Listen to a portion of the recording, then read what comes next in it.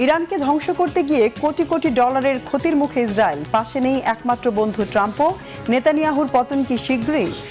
ইরানে আগুন নিভলেও জ্বলছে লেবানন, চলছে ইসরায়েলি হামলা। শান্তি চুক্তি না করার হুঁশিয়ারি ইরানের, আবারও ট্রাম্পের হুমকি কেন? একই দিনে দুই পরাশক্তির বোমারু বিমান বিধ্বস্ত, রুশ বিমান সেনারা বেঁচে ফিরলেও ৮ মার্কিন ক্রু নিহত। নেপথ্যের কাহিনী কি? ভারতে ককরোচ জনতা পার্টির প্রধান অভিজিৎকে মারধরের ভিডিও ভাইরাল, কেন এত আক্রোশ? সন্দেহের তীর কোন দিকে? ইরানকে ধ্বংস করতে গিয়ে নিজেই খাদের পড়ে কোটি কোটি ডলারের বিশাল আর্থিক ক্ষতি আর চরম রাজনৈতিক সংকটে পড়েছে ইসরায়েল। সামরিক বিশ্লেষকরা এই পরিস্থিতিকে 2023 সালের 7 অক্টোবরের পর নেতানিয়াহুর সবচেয়ে বড় ব্যর্থতা হিসেবে দেখছেন। যদিও চুক্তির তোয়াক্কা না করে ইরানকে পারমাণবিক অস্ত্র তৈরিতে বাধা দেওয়ার এবং লেবানন সিরিয়ায় আগ্রাসন বজায় রাখার অনড় ঘোষণা দিয়েছেন ইসরায়েলি প্রধানমন্ত্রী। তবে একমাত্র বন্ধু ট্রাম্পের সঙ্গে টানাপোড়েন ইসরায়েলকে ফেলছে বহুমুখী বিপদের ফাঁদে। হাফিজুল ইসলামের ডেস্ক রিপোর্ট। মধ্যপ্রাচ্যে ক্ষমতার ভারসাম্য আচমকা বদলে যাওয়ায় ইসরায়েল এখন চরম পরাজয়ের মুখোমুখি। আমেরিকার সাথে ইরানের সমঝোতা চুক্তি বেনিয়ামিন নেতানিয়াহু ও তার কট্টরপন্থী নীতি নির্ধারকদের রাতের ঘুম কেড়ে নিয়েছে। দীর্ঘদিনের চিরশত্রু ইরানকে দমাতে গিয়ে ইসরায়েল নিজেই এখন হাবুডুবু খাচ্ছে অর্থনৈতিক এবং রাজনৈতিক সংকটে। বিষয়টিকে শীর্ষ ইসরায়েলি সামরিক বিশ্লেষকেরা দেখছেন দেশটির ইতিহাসের অন্যতম বড় বিপর্যয় হিসেবে। ইরান যুক্তরাষ্ট্রের শান্তি চুক্তির ফলে আন্তর্জাতিক অঙ্গনে আঞ্চলিক পরাশক্তি হিসেবে আরও জোরালো হবে ইরানের অবস্থান। একই সঙ্গে দেশটির অভ্যন্তরীণ পরিস্থিতিতেও আসবে ইতিবাচক পরিবর্তন। বিলিয়ন বিলিয়ন ডলারের জব্দকৃত তহবিল ফেরত পাওয়ায় আগের চাইতে শক্তিশালী হবে ইরানের হাত। এই বিপুল অর্থ দিয়ে লেবানন, ইয়েমেনের আঞ্চলিক প্রক্সি গোষ্ঠীগুলোকে সুসংগঠিত করতে পারবে আইআরজিসি। ইরানকে দুর্বল করার যে স্বপ্ন ইসরায়েল দেখেছিল তা সম্পূর্ণ ধূলিসাৎ হয়ে গেছে। এমনকি এবারের শান্তি চুক্তিতে ইসরায়েলিদের অংশগ্রহণের কোনো সুযোগই রাখেননি ট্রাম্প। এর মধ্যেই গত 15ই জুন নেতানিয়াহু ঘোষণা দিয়েছেন ইরানকে তিনি কোনোভাবেই পরমাণু অস্ত্র তৈরি করতে দেবেন না। কয়েক দশক ধরে পারমাণবিক অস্ত্র অর্জনের জন্য ইরানের যে প্রচেষ্টা, তার বিরুদ্ধে আমি লড়াই করে যাচ্ছি। এটিকে আমি আমার জীবনের লক্ষ্য হিসেবে চিহ্নিত করতে পারি। আমি এখন পর্যন্ত সেই লড়াই ধরে রেখেছি এবং ভবিষ্যতেও এটি বজায় রাখব। চুক্তি হোক বা না হোক, ইরানের কোনো পারমাণবিক অস্ত্র থাকবে না, আজকেও না, আগামীতেও নয়। যতদিন আমি ইসরায়েলের প্রধানমন্ত্রী আছি, এমনটা ঘটবে না।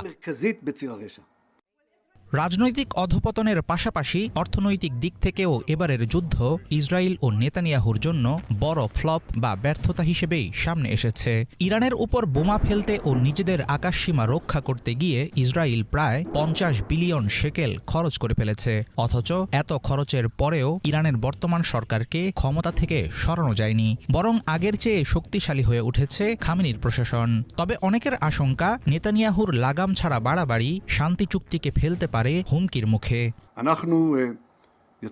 প্রেসিডেন্ট ট্রাম্প এবং আমি একে অপরকে বহু বছর ধরে চিনি। তিনি মার্কিন যুক্তরাষ্ট্রের প্রেসিডেন্ট আর আমি ইসরায়েলের প্রধানমন্ত্রী।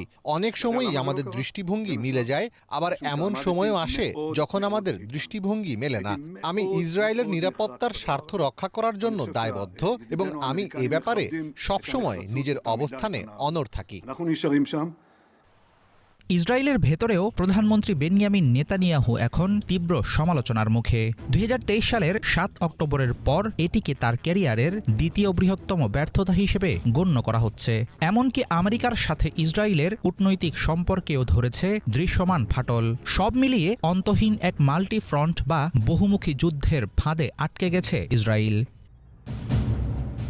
ইরানের শান্তি চুক্তি নিয়ে যুক্তরাষ্ট্রের সাথে চরম টানাপোড়েনের মধ্যে ইসরায়েলের প্রধানমন্ত্রী বেনিয়ামিন নেতানিয়াহু এবার পড়েছেন নয়া ঝামেলায়। তার বিরুদ্ধে আবারও শুরু হয়েছে দীর্ঘদিন স্থগিত থাকা ঘুষ ও দুর্নীতি মামলার কার্যক্রম। ঘুষ আর দুর্নীতির মামলায় নেতানিয়াহুর বিরুদ্ধে সাক্ষ্য গ্রহণ আবারও শুরু হয়েছে মঙ্গলবার। এদিন আদালতে সশরীরে হাজির হন তিনি। তার গাড়িবহর আদালত প্রাঙ্গণে ঢুকলে বাইরে বিক্ষোভকারীরা নানান প্ল্যাকার্ড নিয়ে ন্যায় বিচার ও দ্রুত রায় ঘোষণার দাবিতে নেতানিয়াহুর বিরুদ্ধে স্লোগান দেন। এই মামলায় সবশেষ শুনানি হয়েছিল গত 25 মে। তার বিরুদ্ধে ঘুষ, জালিয়াতি আর বিশ্বাসভঙ্গের মামলা হয় 2019 সালে। 2020 সালে শুরু হয় বিচার কার্যক্রম। ফিলিস্তিনের গাজায় 2 বছরেরও বেশি সময় ধরে আগ্রাসনের কারণে যা বারবার পেছানো হয়। চলমান যুদ্ধ পরিস্থিতির কারণ দেখিয়ে নেতানিয়াহুর আইনি দল শুনানির সময়সীমা কমানোর আবেদন প্রত্যাখ্যান করেছে আদালত। তিনি ইসরায়েলের একমাত্র প্রধানমন্ত্রী যার বিরুদ্ধে দুর্নীতির মামলা হয়েছে। ভারতের পশ্চিমবঙ্গ থেকে বহু বাংলাভাষী মুসলিমকে বেআইনিভাবে বহিষ্কার এবং বাংলাদেশে পুশিনের অপচেষ্টায় উদ্বেগ জানিয়ে বিবৃতি দিয়েছে আন্তর্জাতিক মানবাধিকার সংস্থা হিউম্যান রাইটস ওয়াচ। প্রায় 5,000 মানুষকে পুশিনে বাধ্য করার অভিযোগ উঠেছে পশ্চিমবঙ্গের মুখ্যমন্ত্রী শুভেন্দু অধিকারীর বিরুদ্ধে। হিজল জোবায়েরের ডেস্ক রিপোর্ট। ভারতের পশ্চিমবঙ্গে বসবাসকারী বাঙালি নাগরিকদের, বিশেষ করে মুসলিম সম্প্রদায়ের মানুষদের যথাযথ আইনি প্রক্রিয়া অনুসরণ না করেই জোরপূর্বক বাংলাদেশে পাঠিয়ে দেওয়ার গুরুতর অভিযোগ তুলেছে আন্তর্জাতিক মানবাধিকার সংস্থা হিউম্যান রাইটস ওয়াচ। 16 জুন প্রকাশিত বিশেষ এক প্রতিবেদনে সংস্থাটি দাবি করে, ভারতীয় সীমান্তরক্ষী বাহিনী বিএসএফ সীমান্তবর্তী এলাকায় বসবাসকারী বহু মানুষকে জোর করে বাংলাদেশে পুশিনের চেষ্টা চালাচ্ছে। অন্যদিকে বাংলাদেশ সীমান্তরক্ষী বাহিনী বিজিবি যথাযথ যাচাই ছাড়া এসব মানুষকে প্রবেশ করতে না দেওয়ায় অনেকেই সীমান্তের জিরো লাইনে আটকে পড়েছেন। এতে করে সীমান্তে তৈরি হচ্ছে মানবিক সংকট। বিজিবির তথ্য মতে 2026 সালের 1 জুন থেকে বিএসএফ এর অন্তত 21টি পুশ ইন চেষ্টা প্রতিহত করা হয়েছে। এসব ঘটনায় শিশুসহ 200 জনেরও বেশি মানুষকে বাংলাদেশে ঠেলে দেওয়ার চেষ্টা চালানো হয়। অন্যদিকে পশ্চিমবঙ্গের সদ্য ক্ষমতাসীন বিজেপি সরকার দাবি করছে, তাদের ডিটেক্ট, ডিলিট অ্যান্ড ডিপোর্ট নীতির আওতায় শত শত বাংলাদেশি অনুপ্রবেশকারী শনাক্ত করা হয়েছে এবং প্রায় 5,000 মানুষকে ফেরত পাঠানো হয়েছে। এদিকে ভারতের এ ধরনের পদক্ষেপের তীব্র বিরোধিতা জানাচ্ছে মানবাধিকার সংগঠনগুলো। হিউম্যান রাইটস ওয়াচের এশিয়া বিভাগের উপপরিচালক মীনাক্ষী গাঙ্গুলি বলেন, ভারতীয় কর্তৃপক্ষ অনেক পরিবারকে জোরপূর্বক বাংলাদেশে পাঠাচ্ছে বা সীমান্তে আটকে রাখছে, যা মৌলিক মানবাধিকার লঙ্ঘনের শামিল। তিনি বলেন, অবৈধ বহিষ্কার বন্ধ করে নাগরিকত্ব যাচাই প্রক্রিয়ায় দুই দেশের মধ্যে সমন্বয় করা জরুরি। হিউম্যান রাইটস ওয়াচের প্রতিবেদনে বলা হয়, সংস্থাটি অনেক প্রত্যক্ষদর্শীর সঙ্গে কথা বলেছে, যারা জানিয়েছেন রাতের আঁধারে বিএসএফ কিছু মানুষকে সীমান্তে নিয়ে গিয়ে কাঁটাতারের ফাঁক দিয়ে বাংলাদেশে ঠেলে দেয়। কিছু ক্ষেত্রে বিজিবি বাধা দিলে পরে তাদের আবার ভারতীয় ভূখণ্ডে ফিরিয়ে নেওয়া হয়। চলতি মাসে এ ধরনের বেশ কিছু ঘটনা ঘটেছে। এ নিয়ে দুই দেশের মধ্যে দেখা দিয়েছে চাঞ্চল্য।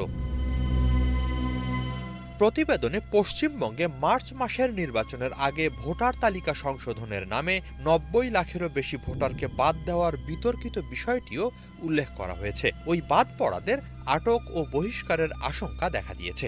একই ধরনের নাগরিকত্ব যাচাই প্রক্রিয়া অতীতে ভারতের আসামেও ব্যাপক বিতর্ক তৈরি করেছিল। আসামে 2019 সালের নাগরিকত্ব যাচাই প্রক্রিয়ায় 19 লাখেরও বেশি মানুষ রাষ্ট্রহীন হওয়ার ঝুঁকিতে পড়ে।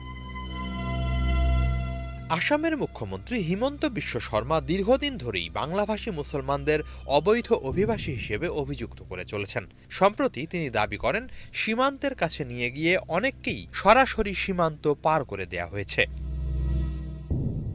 হিউম্যান রাইটস ওয়াচের মতে, স্বেচ্ছায় প্রত্যাবাসন আন্তর্জাতিক আইনের সঙ্গে সামঞ্জস্যপূর্ণ হলেও জোরপূর্বক কাউকে বহিষ্কার বা চাপ প্রয়োগ করে ফেরত পাঠানো গ্রহণযোগ্য নয়। সংস্থাটি সতর্ক করে বলেছে, খাদ্য, পানীয়, আশ্রয় ও চিকিৎসা ছাড়া সীমান্তে মানুষকে আটকে রাখা অমানবিক আচরণের শামিল। প্রতিবেদনে বলা হয়, পশ্চিমবঙ্গে শত শত মানুষকে বাংলাদেশি সন্দেহে আটক কেন্দ্রে রাখা হয়েছে। তাদের অধিকাংশই মুসলিম, যদিও কিছু হিন্দুও রয়েছেন। অনেকের ক্ষেত্রে ভোটার তালিকা থেকে নাম বাদ পড়াই গ্রেফতার ও আটকের কারণ হয়ে দাঁড়িয়েছে। এদিকে বাংলাদেশ সরকার জানিয়েছে, যথাযথ আইনি প্রক্রিয়া ছাড়া সীমান্ত দিয়ে কাউকে ঠেলে দেয়া হলে তা গ্রহণ করা হবে না। প্রত্যাবাসন অবশ্যই প্রচলিত আন্তর্জাতিক ও আইনি প্রক্রিয়া অনুসরণ করেই হতে হবে। হিউম্যান রাইটস ওয়াচ সহ মানবাধিকার সংগঠনগুলো বলছে, নাগরিকত্ব যাচাই বা সীমান্ত ব্যবস্থাপনা যেন কখনোই মানুষের মৌলিক মর্যাদা ও মানবাধিকারের ক্ষতির বিনিময়ে প্রয়োগ করা না হয়। ভারতের কাছে এ ধরনের আচরণ কোনোভাবেই কাম্য নয়।